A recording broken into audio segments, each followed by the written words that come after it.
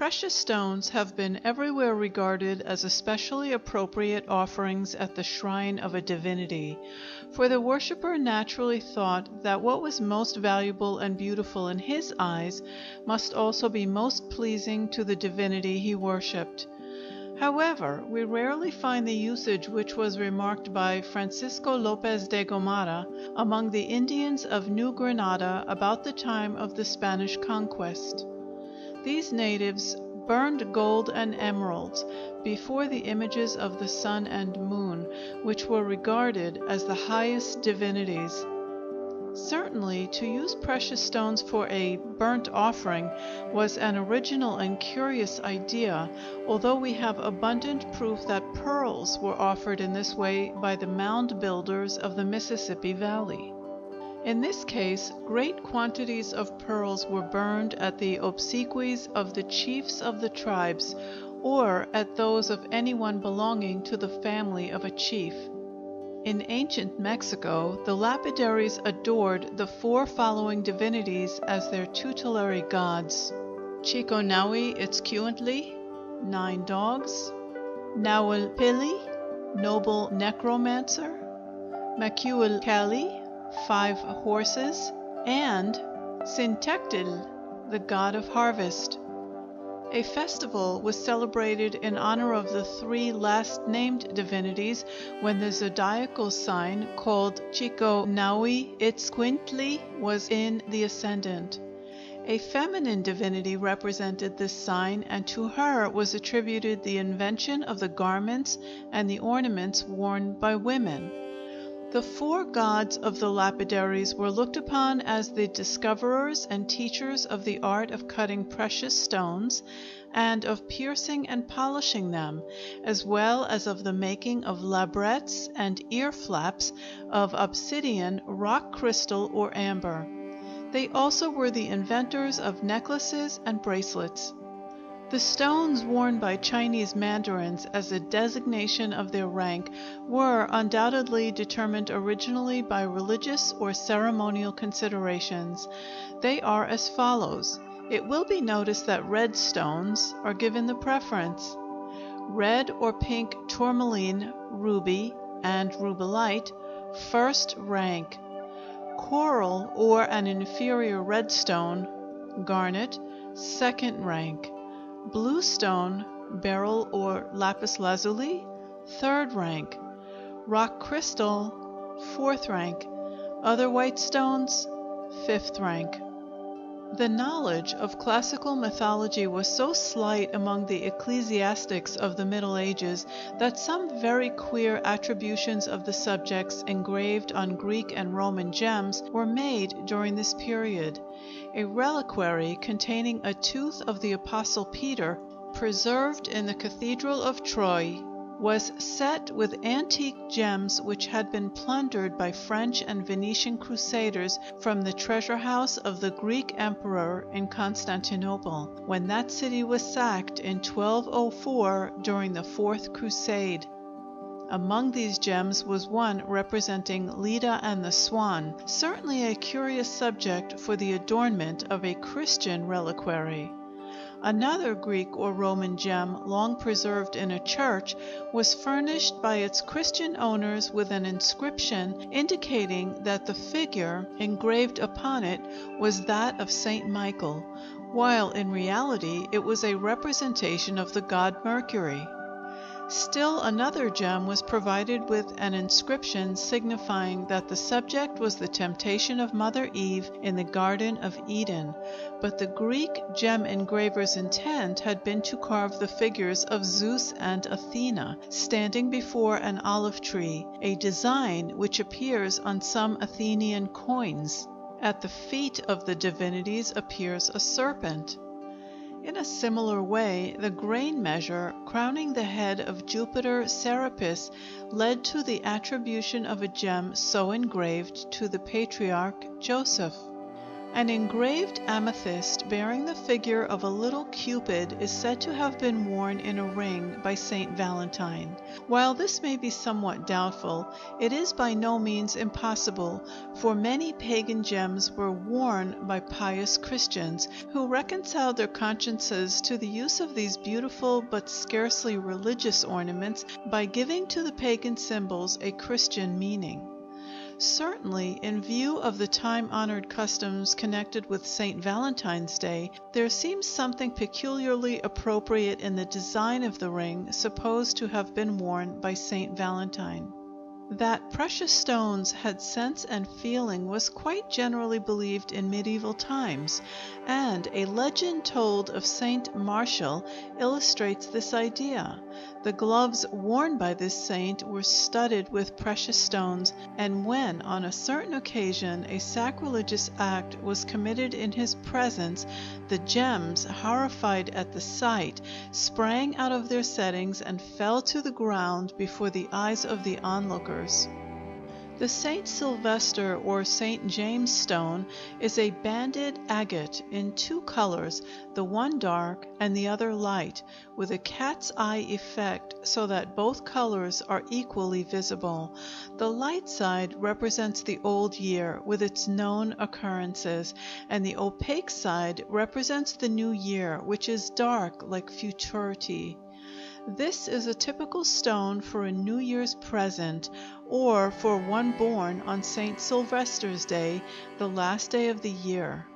The popular tradition is that the member of a family or a household who is last to arise on that day will be the last to arise all the year around.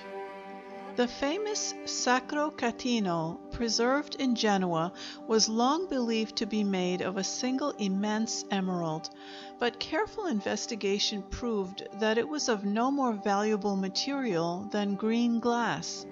A legend still current in the early part of the 16th century represented this cup or dish as having been used by Christ at the Last Supper, and stated that it was one of the utensils which King Herod ordered to be brought from Galilee to Jerusalem for the celebration of the Paschal feast. But his purpose having been changed by divine providence, he made other use of it. A queer story has been told regarding the Genoese emerald.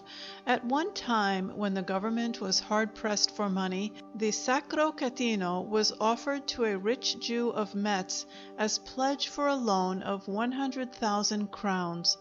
He was loath to take it, as he probably recognized its spurious character, and when his Christian clients forced him to accept it under threats of dire vengeance in case of refusal, he protested that they were taking a base advantage of the unpopularity of his faith, since they could not find a Christian who would make the loan.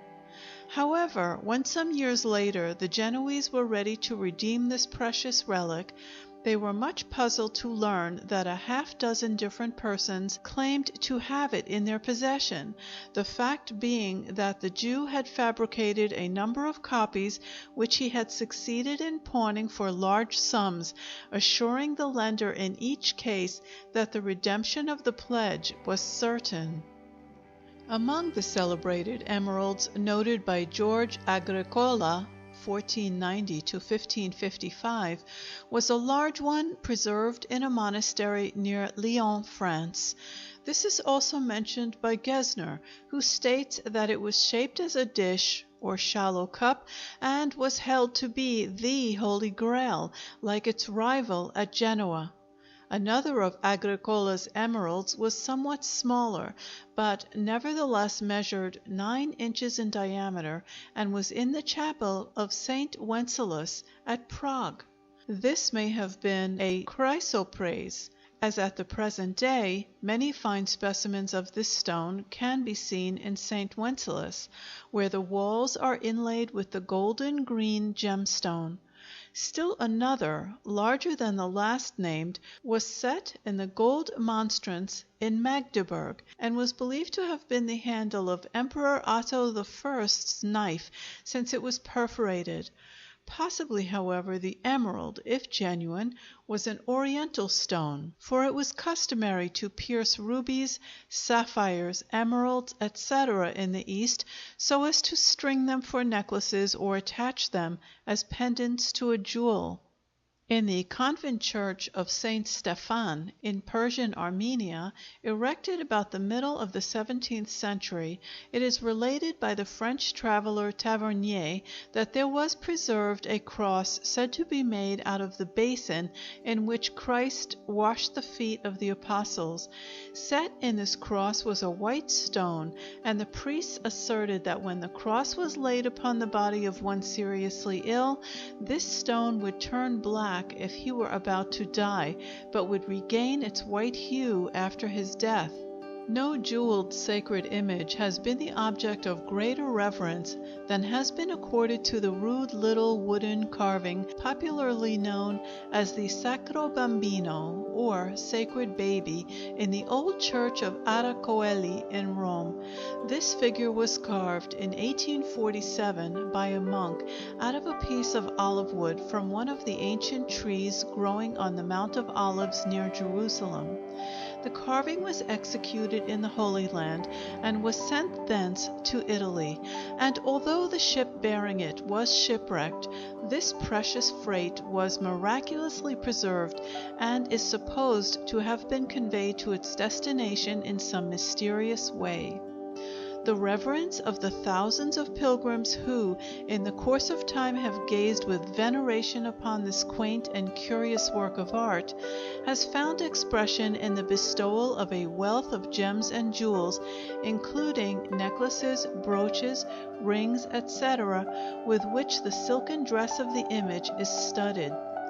A crown of gold adorned with precious stones rests upon the head of the olive wood figure, which is jealously guarded by the priests and only shown to the faithful as a particular favor, except on the occasion of certain religious festivals.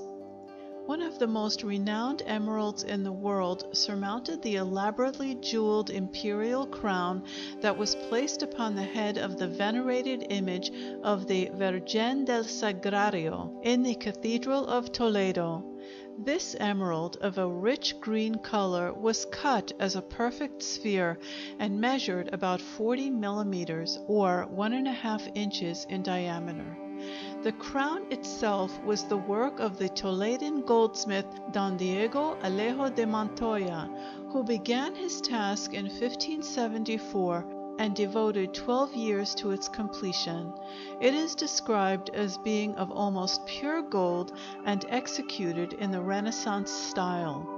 Curiously chased in arabesque designs and enameled in various colors, the framework of the crown served as a magnificent background for the gems constituting its adornment, which comprised rubies, emeralds, and oriental pearls.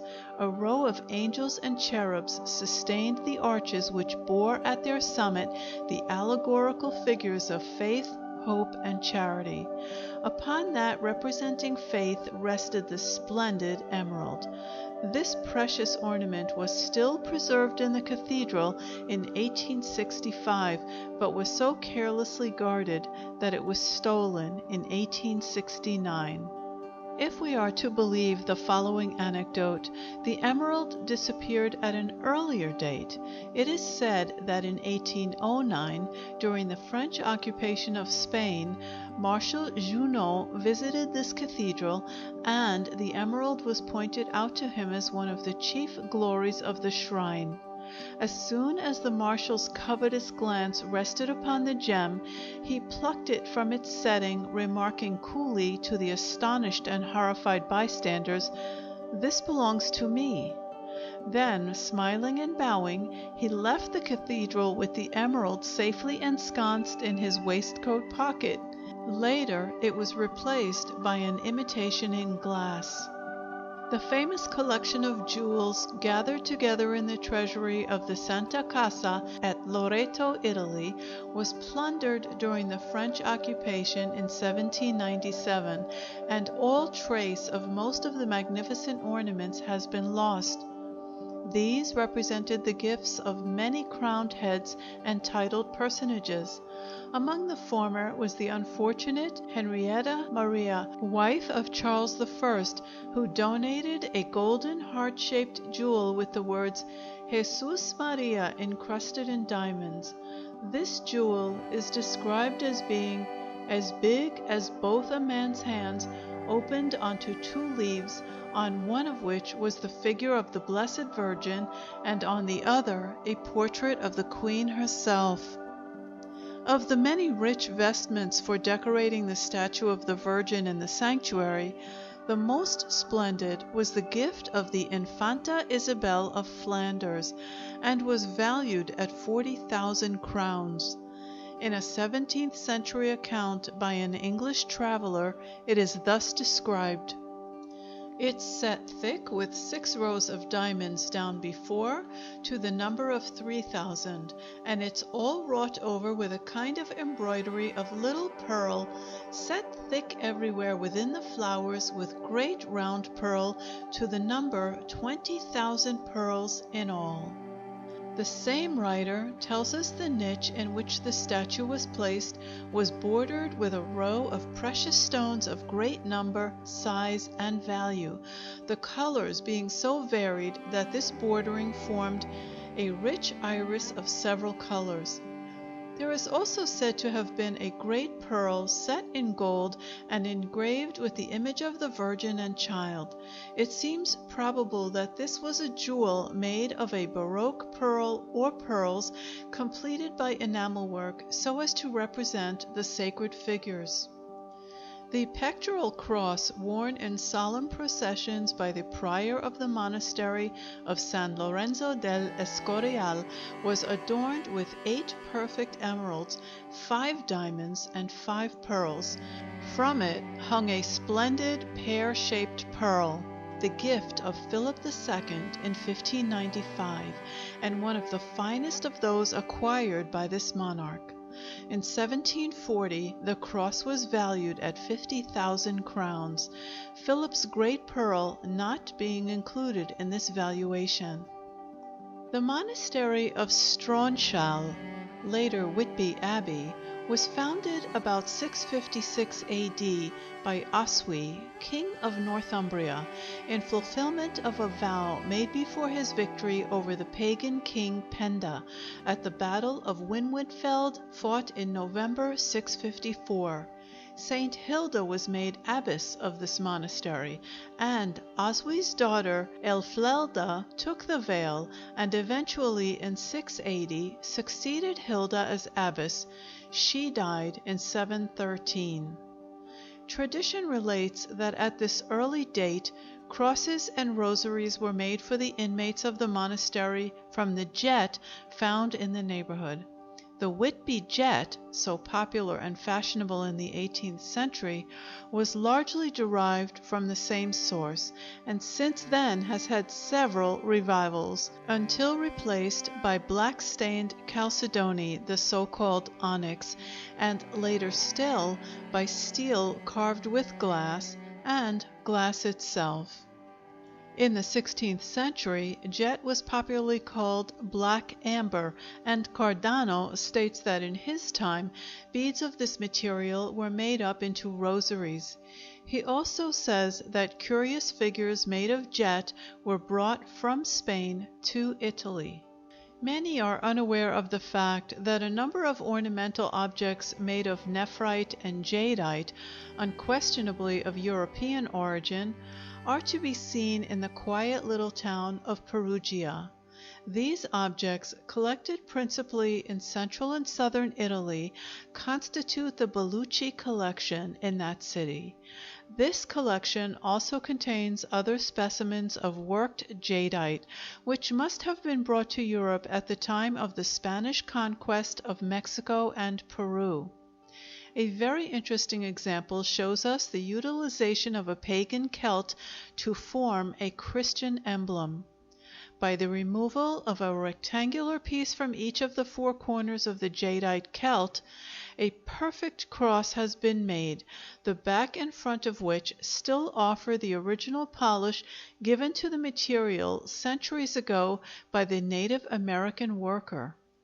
The superstitious belief propagated in Europe by the returning Spanish sailors, very probably an invention of their own to enhance the value of their jade and jadeite, that these minerals were worn by the natives as a cure for diseases of the kidneys, whence the name lapis nephriticus, rendered the material exceptionally precious in the eyes of many, and quite possibly it may have been thought that, by transforming this object into the sacred form of the cross, a talisman would be produced that would not only effect the cure of a special disease, but would also by its superior virtue guard the wearer from harm and danger of all kinds. Here may also be seen some celts of European jade sewed up in little bags to be worn on the loins.